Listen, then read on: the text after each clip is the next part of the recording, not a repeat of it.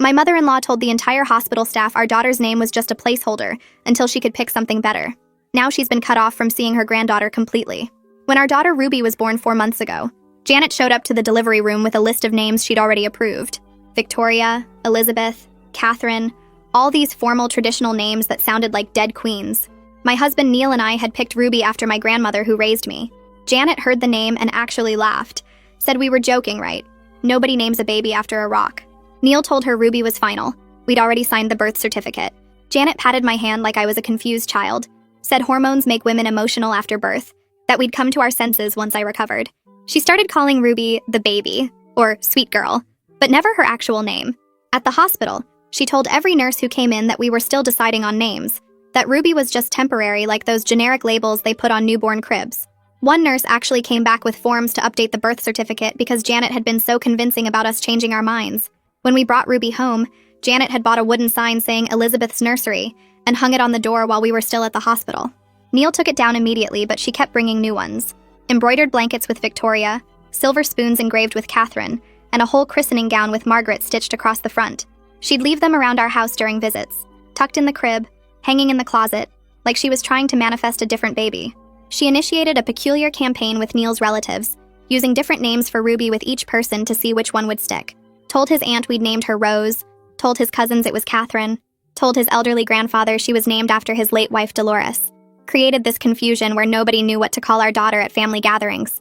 People would look at us strange when we said Ruby, like we were the ones being difficult. Then came the pediatrician incident. Janet had been asking about Ruby's appointments, said she wanted to be involved as a loving grandmother. I thought it was sweet, gave her the schedule. She called the office pretending to be me, tried to have them update their records to show Elizabeth Janet Turner instead of Ruby Mae Turner. The receptionist called me to confirm the change. When I confronted Janet, she said she was protecting Ruby from a lifetime of embarrassment, that strippers have names like Ruby, not respectable women. Last month, she started a secret group chat with Neil's side of the family about planning Elizabeth's first Christmas, sent out matching pajama orders with Elizabeth embroidered on them, made dinner reservations under the name, and created a whole gift registry for Elizabeth Turner. Neil's sister finally forwarded me the messages asking if we'd officially changed Ruby's name and not told anyone. The Facebook disaster happened on Sunday. Janet had been quiet for 2 weeks, so I thought maybe she'd finally accepted reality. I posted photos from Ruby's 4-month milestone shoot, just sweet pictures of her in a little dress my mother had sent from Italy. Within an hour, Janet had shared every single photo to her own timeline, but edited all my captions. Where I wrote, "Ruby's getting so big," she'd changed it to, "Elizabeth Victoria Turner, 4 months of perfection." She tagged all her friends, our pediatrician's office, Neil's workplace, even my employer somehow, announcing Elizabeth's official portrait session. But she didn't stop there. She created an entirely new Facebook page called Elizabeth Victoria Turner, Our Precious Princess, using our photos without permission. Added hundreds of her friends as followers, posted daily updates about Elizabeth's schedule, Elizabeth's favorite toys, Elizabeth's sleeping patterns, all using information about Ruby she'd gotten from eavesdropping on our conversations. Posted a birth announcement 4 months late with the wrong name, wrong birth weight because she insisted Ruby had been smaller than she actually was. She even photoshopped a birth certificate showing Elizabeth Victoria Turner and posted it as proof we'd finally fixed the mistake. Neil's phone started exploding with congratulations messages about officially naming our daughter. His boss's wife sent a silver frame engraved with Elizabeth. His uncle sent savings bonds made out to Elizabeth Turner. Everyone thought we'd been calling her the wrong name for months and finally made it legal. Neil called his mother immediately, told her to take everything down. She refused, said social media was her space to share her granddaughter however she wanted, that we couldn't control her expression of love. While they argued, I went into her Facebook and reported every single photo as stolen. Then I commented on each post that this child's name was Ruby Mae Turner, that Janet was spreading false information, and anyone sending gifts to Elizabeth Turner would be wasting their money since that person didn't exist. Janet called, screaming that I was ruining her reputation. Neil grabbed the phone, told her she'd ruined her own reputation by lying about a baby's name for 4 months. Said until she could say Ruby out loud, she wouldn't see Ruby at all. But what she did next was unexpected. The next morning, I was feeding Ruby her bottle when I heard tires screeching in our driveway. Janet's car door slammed so hard the sound echoed through our quiet neighborhood. I put Ruby in her bouncer and went to the window. Janet was marching toward our front door, her face red, her hands clenched into fists. She started pounding on the door before I could even move. Her voice carried through the whole house, screaming about how I'd destroyed her reputation, how I'd turned her own family against her, how I was isolating her from her granddaughter. The neighbors across the street came out on their porch to watch. Janet didn't care. She kept yelling that I was a controlling, manipulative woman who'd brainwashed her son, that she had every right to share photos of her granddaughter however she wanted, that I couldn't silence her. I stood frozen in the hallway, listening to her list every terrible thing she thought about me. Ruby started crying from all the noise. Neil came out of the bedroom pulling on a shirt. He looked at me, then at the door where his mother was still screaming. He walked past me without a word and opened the front door. Janet's face changed instantly when she saw him, going from rage to this wounded, victimized expression. She reached for him, but Neil stepped back onto the porch and pulled the door shut behind him. I could hear their voices through the window, but not the exact words. Janet was gesturing wildly, pointing at the house, at me through the window, her whole body shaking. Neil stood completely still with his arms crossed. Then his voice got louder, and I heard him clearly say he was calling the police if she didn't leave right now. Janet's mouth fell open. She actually looked shocked, like she couldn't believe her own son would threaten her with cops. She said something else, and Neil pulled out his phone, started dialing. Janet stared at him for a long moment, then turned and walked back to her car. She sat in the driver's seat for several minutes just staring at our house. Finally, she started the engine and drove away. Neil came back inside and we both stood there in the living room, not saying anything. Ruby had stopped crying but was making those little hiccup sounds babies make after they've been upset. I picked her up and held her against my chest. Neil sat down heavily on the couch and ran his hands through his hair. He looked exhausted, and we weren't even past breakfast time. I asked him what she'd said out there. He told me she'd demanded I apologize publicly on Facebook for ruining her reputation, that she wanted me to admit I'd overreacted, and that she'd been trying to help us choose a better name. When he'd refused, she'd said I was turning him against his own mother, that she was going to make sure everyone knew what kind of person I really was. That's when he'd threatened to call the police. We sat there trying to process what had just happened, but something kept bothering me. What did she mean about making sure everyone knew? What had she done that was so unexpected it made her show up here screaming? I grabbed my laptop while Neil held Ruby. We started checking everything. My email first, then Neil's, then our social media accounts. Nothing seemed different at first. Then Neil's phone started buzzing. One notification, then another, then 5 more in quick succession. Text messages, missed calls, voicemails, all coming in at once like someone had opened a floodgate. His cousin asking if we were okay, his aunt saying she was worried, his uncle asking what was going on with the baby. Neil opened his email and there it was. A message from his mother sent to what looked like every single person in his family. The subject line said, "Urgent family matter." I read over his shoulder and felt my stomach drop. Janet had written this long, concerned email about how we were suffering from serious postpartum mental health issues. She said I was experiencing postpartum psychosis and had become delusional about our daughter's name. She claimed Neil was too stressed from work to see how bad things had gotten. She said the baby was in an unstable environment and needed intervention before something terrible happened. And attached to the email was that fake birth certificate she'd photoshopped, the one showing Elizabeth Victoria Turner. She'd used it as proof that we were delusional, that we'd been calling our daughter the wrong name for months. Neil's phone wouldn't stop buzzing. He answered one call from his aunt, the one married to Mateo. She sounded genuinely worried, asking if we needed help, if we'd considered talking to someone professional. She said Janet's email had been so detailed and concerned that she'd included medical information about postpartum psychosis symptoms. Neil tried to explain that his mother was lying, that she'd been the one refusing to use Ruby's real name, but I could tell from his face that his aunt wasn't fully believing him. She kept saying maybe we should get evaluated just to be safe, that there was no shame in getting help if we needed it. Neil finally told her he had to go and hung up. 3 more calls came in immediately. He didn't answer them. My own phone started ringing. My boss's name showed on the screen. My heart started pounding. I answered and tried to sound normal. She asked if everything was okay at home, said someone from HR had received a concerning call about me. I asked what kind of call. She explained that a woman claiming to be a family member had contacted HR saying I was experiencing a mental health crisis and might be a danger to vulnerable populations. Since I work with elderly clients, HR had to take the concern seriously. My boss said she didn't believe it, that I'd seemed completely fine before I went on maternity leave, but she had to ask if there was any truth to the claim. I told her about Janet, about the name situation, about everything that had been happening. My boss was quiet for a moment, then said she'd let HR know it was a family dispute and not a legitimate concern. She asked if I needed to extend my leave to deal with the situation. I said no, that I'd be back on schedule in 2 weeks. After we hung up, I just sat there staring at my phone. Janet had actually called my workplace. She'd tried to make them think I was unstable, that I shouldn't be around vulnerable people.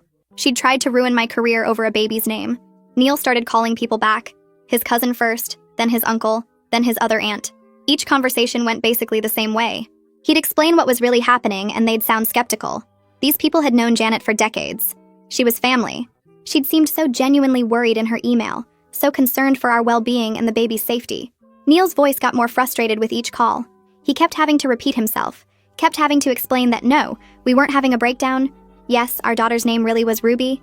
No, his mother wasn't just a concerned grandmother. Some people seemed to believe him eventually. Others stayed doubtful. One of his cousins actually suggested maybe we were all stressed and needed to work this out in family therapy together, like the problem was equal on both sides. Then Bianca called. Neil put her on speaker. She said she needed to tell us something, that she'd been feeling guilty about it for weeks. She'd been uncomfortable with their mother's behavior for months, but hadn't wanted to cause family drama by saying anything. She said watching Janet's campaign to rename Ruby had made her realize their mother had serious control issues, but she'd told herself it wasn't her place to interfere. Then she'd gotten Janet's mass email this morning and realized she couldn't stay quiet anymore. She said she was forwarding us something right now, that we needed to see it. My email pinged. There was a message from Bianca with screenshots attached. It was the group chat Janet had created, the one about planning Elizabeth's first Christmas. Bianca had been included in it the whole time. The messages went back weeks, showing Janet planning this whole fake identity campaign. She'd been organizing it systematically, getting people to buy gifts with the wrong name, making reservations, creating this alternate reality where Ruby was actually Elizabeth. The screenshots were proof that Janet had been planning this deception for a long time, that it wasn't just a grandmother having trouble with a name choice. Neil thanked his sister and said he needed to figure out what to do next. After he hung up, we just looked at each other. This was bigger than we'd thought. Janet hadn't just been stubborn or boundary crossing. She'd been running an organized campaign to change our daughter's identity, and when that hadn't worked, she'd tried to make everyone think we were mentally unstable. Neil said we needed legal advice. He mentioned Sebastian Hancock, a family lawyer his company had used for some employee issues. He called the law office and explained the situation to the receptionist. She said Sebastian could see us in 3 days. 3 days felt like forever, but we took the appointment. At least we'd have professional guidance on what to do next. While we were still processing everything, my phone buzzed with a Facebook notification. Janet had posted on her personal page. The post said she was silenced and alienated by her son's controlling wife, that she was being kept from her precious granddaughter for trying to help her son see reason. She said she was heartbroken but would never give up fighting for her grandbaby's well-being. The post already had dozens of comments from her friends. They were all sympathetic, all supporting her, all saying what a terrible daughter-in-law I must be. None of them knew the real story.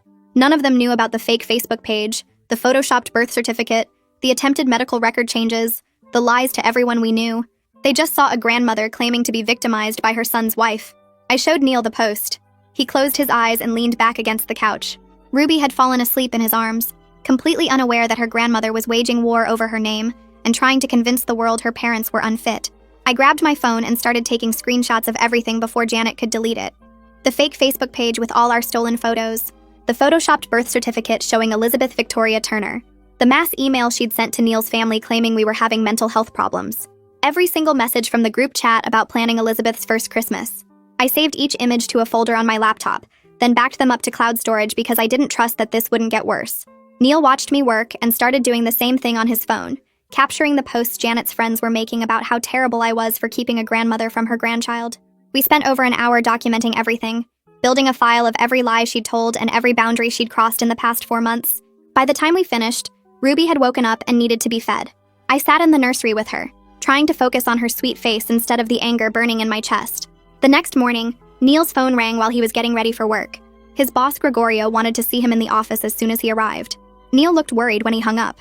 At work, Gregorio closed his office door and asked if everything was okay at home. Several coworkers had seen Janet's Facebook post about being kept from her granddaughter and were concerned about Neil's situation. Neil had to sit there and explain to his boss that his mother was lying about his daughter's name, which sounded completely absurd even as he was saying the words out loud. He showed Gregorio the screenshots of the fake Facebook page, the photoshopped documents, the proof that Janet had been running this campaign to change Ruby's identity. Gregorio looked stunned but said he understood, and that Neil should let him know if he needed any time off to deal with family issues. That same afternoon, the pediatrician's office called my cell. The receptionist Mary said they needed to talk to me about Ruby's account. My stomach dropped because I knew this had to be about Janet. Mary explained that because of Janet's previous attempt to change Ruby's medical records by pretending to be me, they'd flagged our account for security. She asked if we'd be willing to set up a password system, so that only Neil or I could make changes or get information about Ruby's care. I said yes immediately, and we picked a password right there on the phone. Then Mary asked if we wanted to add any notes to Ruby's file about who was and wasn't authorized to access her information. I told her we needed to add that Janet Esposito was not authorized to receive any information or make any decisions about Ruby's medical care. Mary was incredibly understanding about the whole thing. She said this wasn't the first time they'd dealt with grandparents who crossed boundaries, and that protecting the baby was always their first priority. After I hung up, I felt relieved that at least Ruby's medical information was secure now, but also sad that we had to take these steps at all. 2 days later, my phone buzzed with a voicemail notification. Janet had called while I was in a meeting. I listened to the message and heard her crying, saying we were committing parental alienation by keeping her from Ruby. She said she had grandparent rights, and that we couldn't just cut her out of her granddaughter's life completely over a disagreement about names. Her voice got louder as she talked, insisting that courts would side with her because she was only trying to protect Ruby from our poor choices. I played the voicemail for Neil when he got home. He looked tired and frustrated. That night, he spent hours on his laptop researching grandparent rights laws in our state. What he found was actually reassuring. Grandparents could only ask for visits in specific situations like divorce or death of a parent. None of those things applied to us. We were married and both alive and involved in Ruby's life. Janet didn't have any legal standing to demand access to our daughter. Neil took screenshots of the relevant laws and added them to our growing documentation folder. The day before our appointment with Sebastian, I went to the grocery store to pick up formula and diapers. I was standing in the baby aisle when someone touched my arm. It was Liliana, one of Janet's closest friends who I'd met at a few family gatherings. She gave me this sad smile and said she wanted to talk to me about Janet. Liliana said everyone was so worried about Janet's broken heart, and that maybe I was being a little cruel by keeping a grandmother from her granddaughter over something as silly as a name preference. She said it in this gentle voice like she was trying to help me see reason. I took a breath and looked at her directly. I explained that Janet had been calling Ruby by fake names for 4 months, told different family members different names to create confusion, created a fake Facebook page with a false identity for my daughter, and tried to change Ruby's medical records without permission by pretending to be me.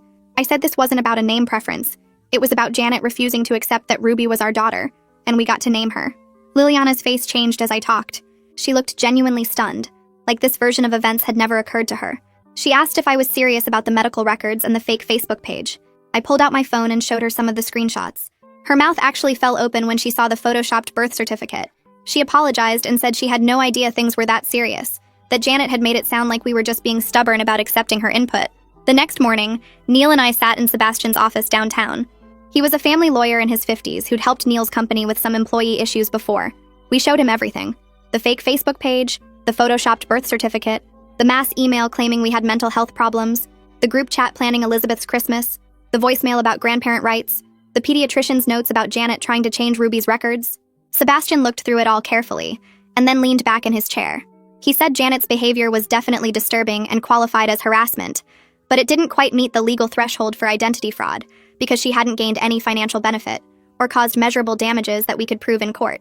However, he said we absolutely had grounds for a cease and desist letter and potentially a restraining order if the harassment continued after that. He asked if we wanted him to draft the letter. Neil and I looked at each other and both nodded. Sebastian opened his laptop and started typing while we sat there.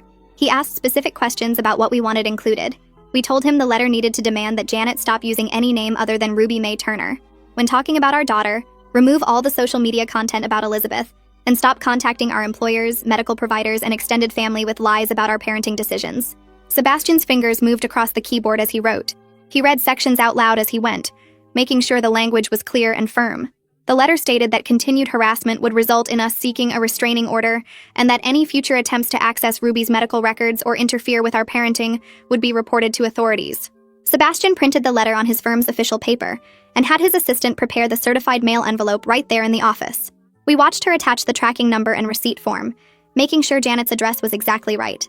Sebastian explained that certified mail requires a signature on delivery, which creates a legal record of when Janet received the letter, and that she couldn't claim she never got it. He handed us a copy of the letter for our records, and told us to start a documentation folder immediately. Anytime Janet violated the terms in the letter, we needed to write down the date, time, what happened, and save any evidence like voicemails, texts, emails, or screenshots. He said courts take cease and desist violations seriously because they show a pattern of intentional harassment after being formally warned to stop. The letter went out that afternoon. We got the tracking notification on our phones and checked it obsessively for 2 days, until the status changed to delivered with Janet's signature captured digitally. 3 hours after the delivery confirmation came through, Neil's phone rang with his mother's number. He looked at me and I nodded, so he answered on speaker. Janet was crying so hard at first that we couldn't understand what she was saying. When she finally got words out, she kept repeating that she couldn't believe her own son would threaten her with legal action over trying to help. She said the letter made her sound like some kind of criminal when all she'd done was express concern about a name choice. Neil let her talk for a minute, then interrupted to say the letter wasn't about expressing concern. He told her she'd tried to change Ruby's medical records, created a fake identity online, and lied to everyone they knew for months. Janet's crying stopped and her voice got sharp. She said she was only trying to help us see reason before Ruby got old enough to be embarrassed by her name. Said we were overreacting to a grandmother's natural concern and making her out to be some kind of monster when she'd always just wanted what was best for the baby. Neil took a breath and I could see him trying to stay calm. He said the only path forward was for her to respect Ruby's name and our boundaries as parents. Told her once she could do that consistently, we might discuss supervised visits, but right now she wasn't welcome in our home or our daughter's life. Janet made this sound like a gasp, and then the line went dead. She'd hung up on him. Neil stared at his phone for a second, then set it down on the kitchen table. We didn't hear anything else from Janet that evening, but the next morning, Bianca sent me a screenshot of their mother's Facebook. Janet had posted a vague status about toxic children who abandon their parents after everything they've sacrificed. The post didn't mention names, but anyone who knew Janet would know she meant Neil. Her friends flooded the comments with support, saying things like children these days have no respect, and asking what she'd done to deserve such treatment. One of her friends even commented that she should sue for grandparent rights because no grandmother should be kept from her grandbaby. I showed Neil the screenshot and watched his jaw tighten. He wanted to comment and tell everyone the truth, but I reminded him that engaging would just give Janet more attention. Later that afternoon, Bianca texted that their mother had shown up at her house crying and asking her to mediate between us. Bianca said she'd told Janet the truth, that she needed to respect Ruby's name and apologize for the lying campaign. Janet apparently stormed out saying her own children had turned against her and she had nobody left. Bianca felt bad but said she couldn't keep pretending their mother's behavior was okay. Then everything went quiet. For 2 whole weeks, Janet didn't call, didn't text, didn't post anything about us on social media. My phone stayed silent and Neil's did too. It should have felt like relief, but instead it felt like waiting for something bad to happen.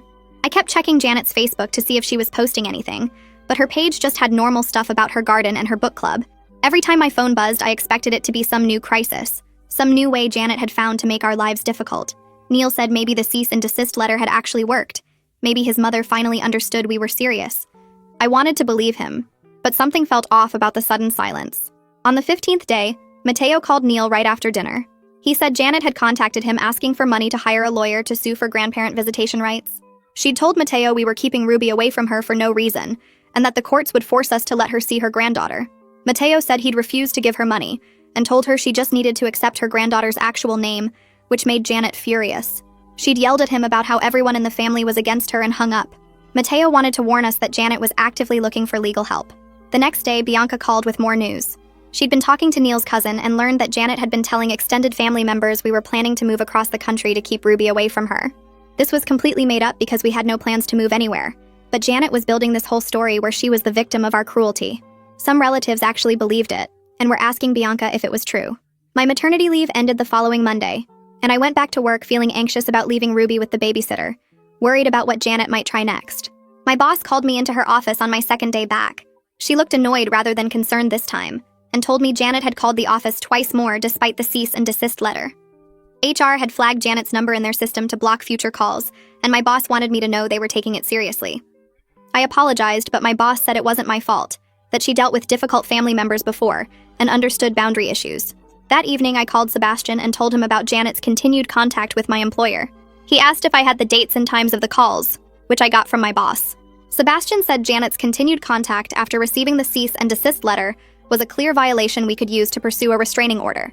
He explained that judges look at patterns of behavior, and someone who keeps harassing after being formally told to stop shows they won't respect boundaries without court enforcement. We started gathering all our documentation into one folder, everything from the fake Facebook page to the photoshopped birth certificate to the employer contact records.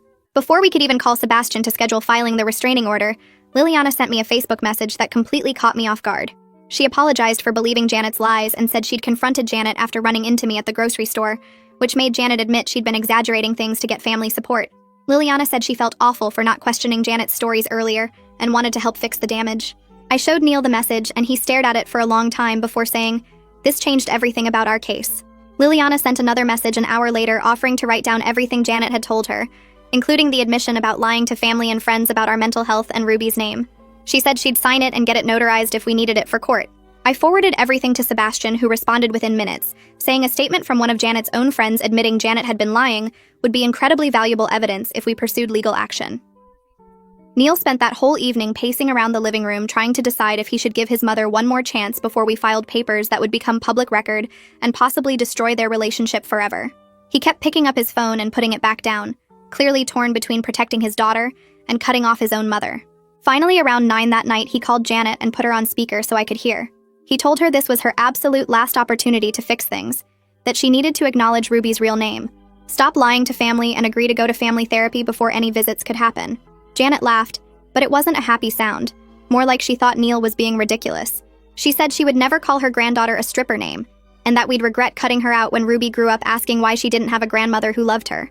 Then she hung up before Neil could say anything else. Neil just stood there holding his phone looking like he might throw up.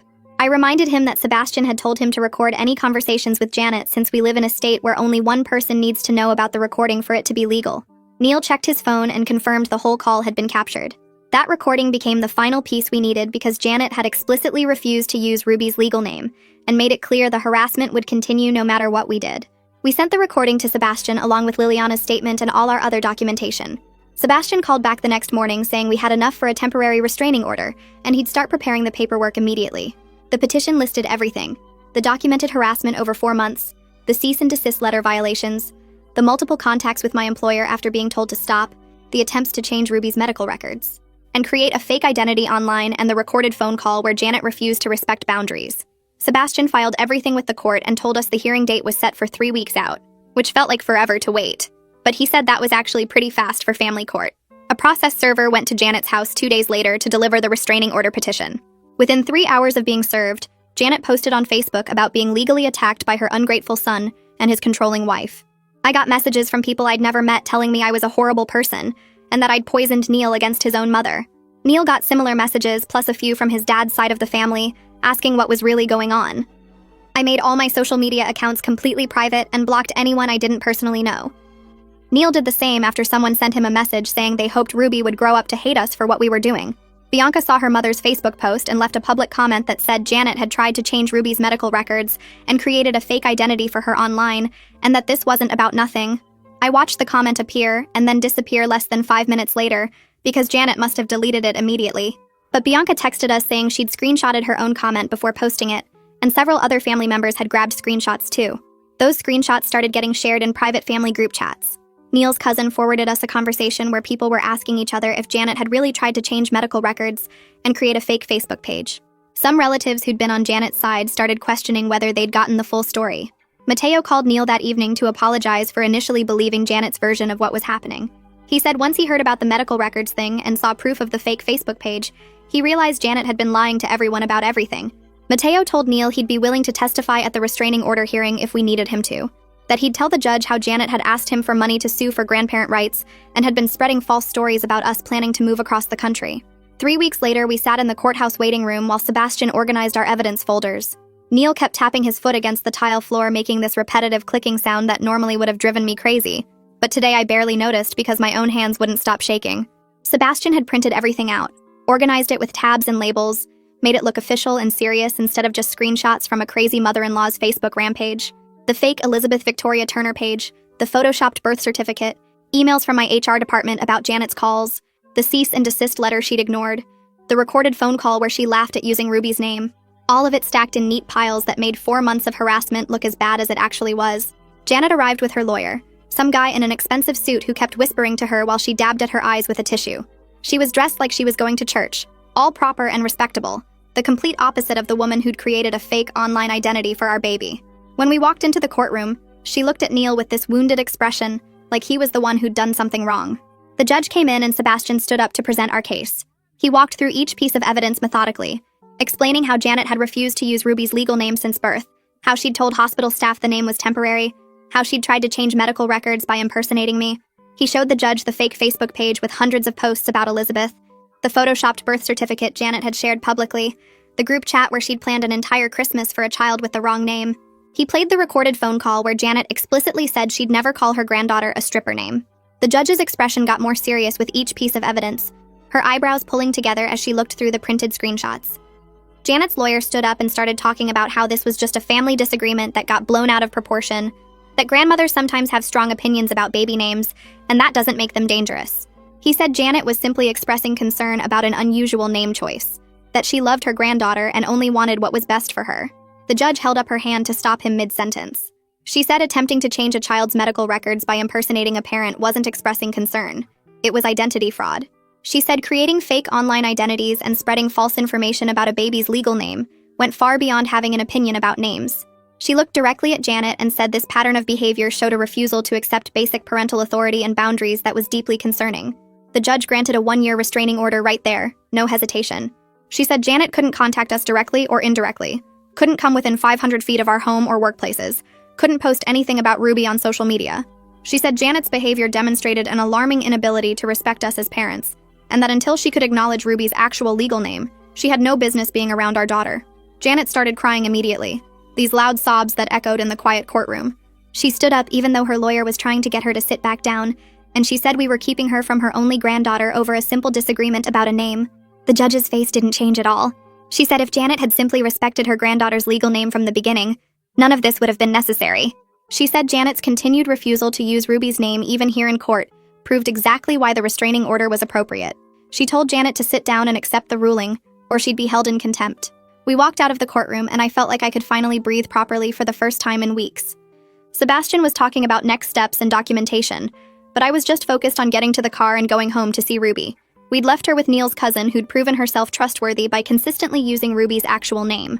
We made it to the parking lot and were almost at our car when I heard Janet calling Neil's name. She was walking toward us fast, her lawyer trailing behind trying to stop her. Sebastian immediately pulled out his phone and called the police while stepping between Janet and us. She was still crying, makeup running down her face, saying she just needed to talk to her son for 1 minute. A police car that had been parked near the courthouse pulled up within 2 minutes. The officer got out and Sebastian showed him the fresh restraining order, explained Janet was already violating it by approaching us. The officer walked over to Janet and told her very clearly that she needed to leave the area immediately, or she'd be arrested for violating a court order. Her lawyer finally got her to turn around and walk back to her own car. She kept looking back at Neil like he might change his mind and call her back. The next few days, my phone started getting messages from people I barely knew. Some of Janet's friends who'd left nasty comments on my Facebook were now apologizing, saying they had no idea how serious her behavior had actually been. They'd thought it was just a grandmother being kept away over nothing, but after the restraining order became public knowledge through family gossip, they realized there must have been real problems. Several of Neil's relatives reached out too, apologizing for believing Janet's version of events without asking us what was really happening. They said they felt manipulated now that they knew she'd been lying about everything.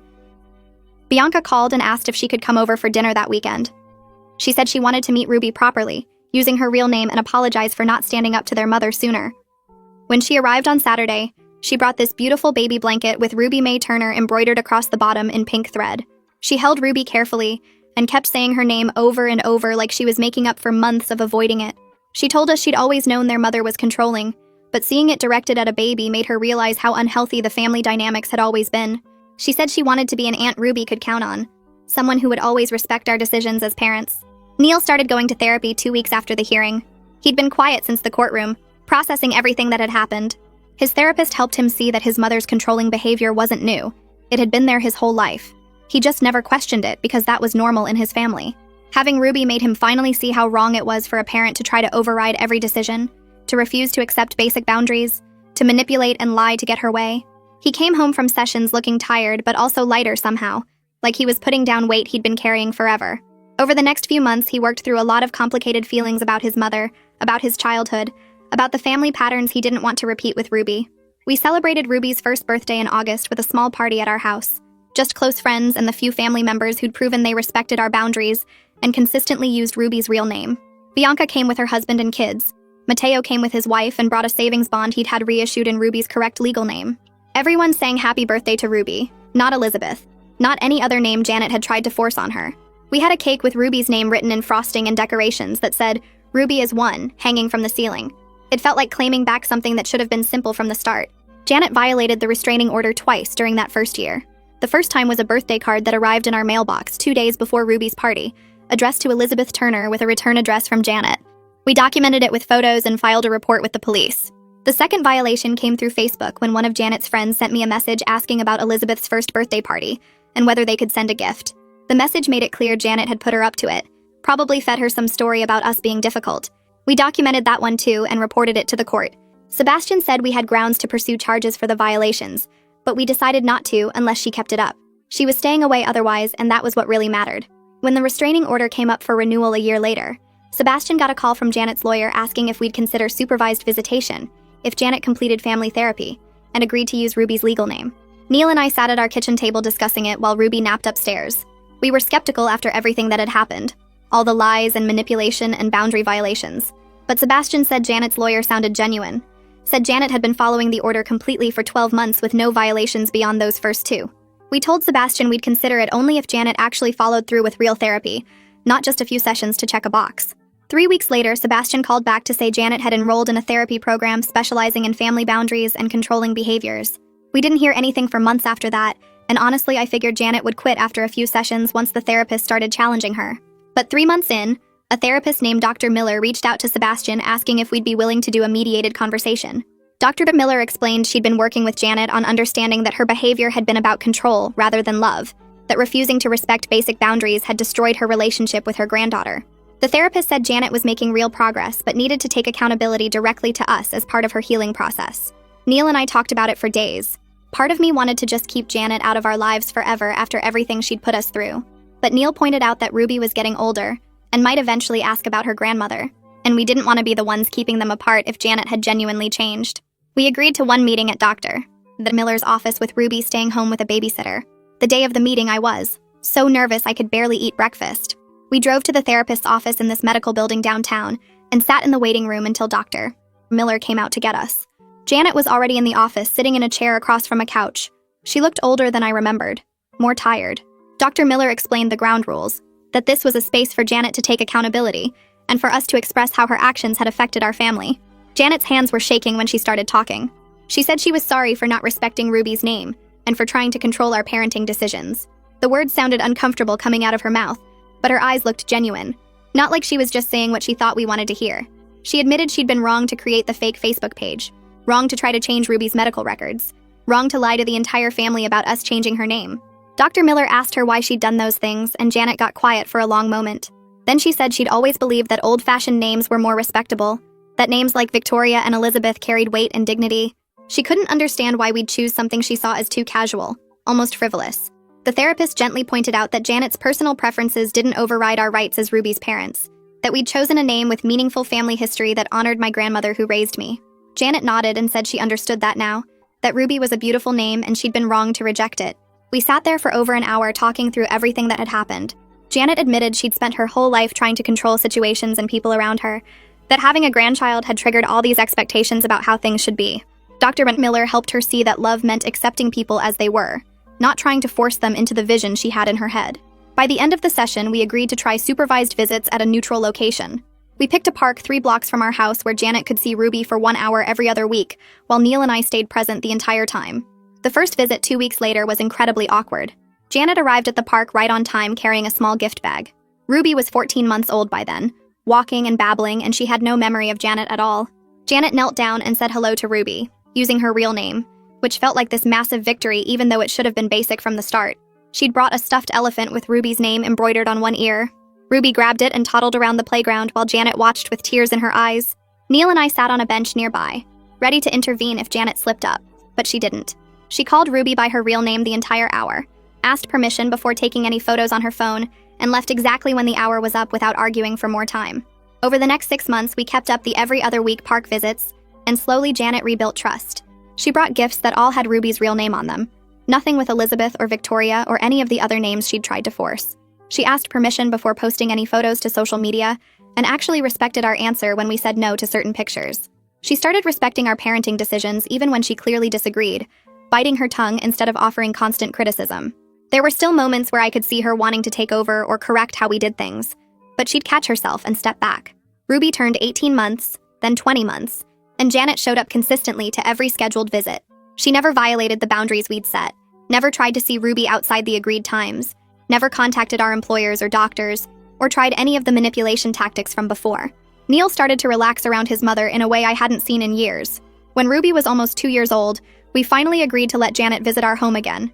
She arrived with a gift bag and pulled out a wooden sign that said, "Ruby's room" in painted letters with little gemstones around the border.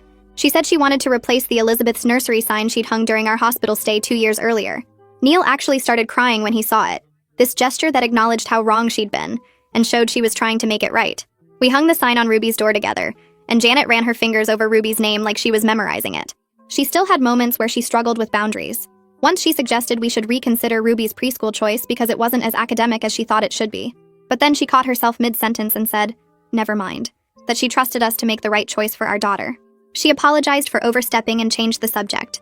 Those moments showed she was genuinely working on herself, that she understood respecting our family meant accepting we made the decisions for Ruby, not her. By the time Ruby's second birthday came around in August, we felt comfortable enough to invite Janet to the family party at our house. She arrived early and actually helped set up decorations, hanging streamers and balloons that all said Ruby's name in big letters. When guests arrived, she introduced herself as Ruby's grandmother and told people about how Ruby was named after her great-grandmother who'd raised me in Italy. She spoke with genuine pride instead of the embarrassment and shame she'd shown 2 years earlier. She helped cut the cake that had Ruby Mae Turner written in frosting and sang happy birthday using the right name. The extended family situation was still complicated, though.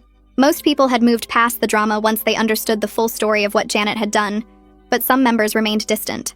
A few of Neil's cousins never really forgave Janet for the manipulation and lying, for making them all look foolish when they'd sent gifts to Elizabeth Turner. They came to Ruby's party but kept their distance from Janet, polite but cold. Other relatives had taken sides during the restraining order period, and those relationships never fully recovered. But Bianca had become one of our closest family allies through everything. She brought her kids to Ruby's party, and they played together in the backyard, while Bianca helped me in the kitchen. Mateo came with his wife and gave Ruby a savings bond he'd had properly reissued in her correct legal name, joking that third time's the charm since he'd already sent 2 to Elizabeth Turner by mistake. His kids adored Ruby and treated her like a little princess, letting her toddle after them and join their games. Those relationships, the ones that had survived the crisis and come out stronger, meant more to us than the ones we'd lost. We had a smaller family circle now, but it was built on people who'd proven they respected boundaries and stood by us when things got hard. The whole experience brought Neil and me closer than we'd been in years. Before Ruby was born, we'd argue about little things like whose turn it was to do dishes or whether to visit his family for holidays. Now we'd stood together through something that tested everything about us as a couple. Neil choosing our family over his mother's demands was huge for him. He'd spent his whole life trying to keep peace with Janet, avoiding confrontation, making excuses for her behavior. Watching him tell his own mother she couldn't see Ruby until she respected our daughter's name, that was the moment I knew our marriage would survive anything. We started having these conversations late at night after Ruby went to sleep, talking about what kind of parents we wanted to be and what boundaries we needed to protect.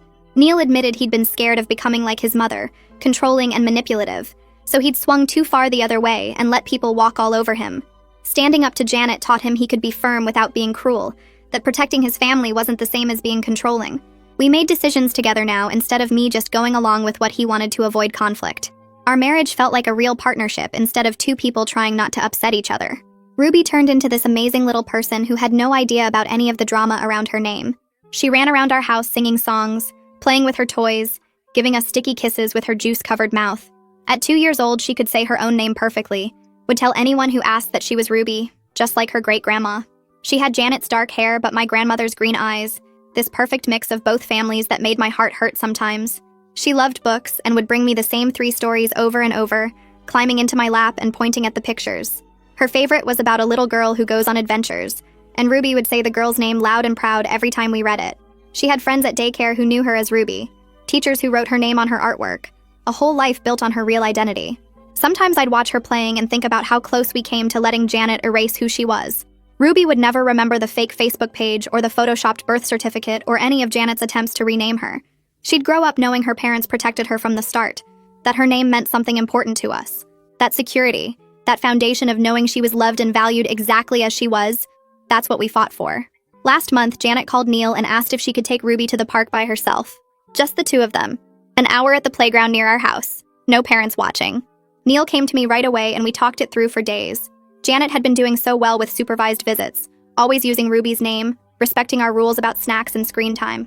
She'd rebuilt trust slowly over 18 months of therapy and consistent behavior, but letting her take Ruby alone felt different, like we were taking off the training wheels and hoping she wouldn't crash.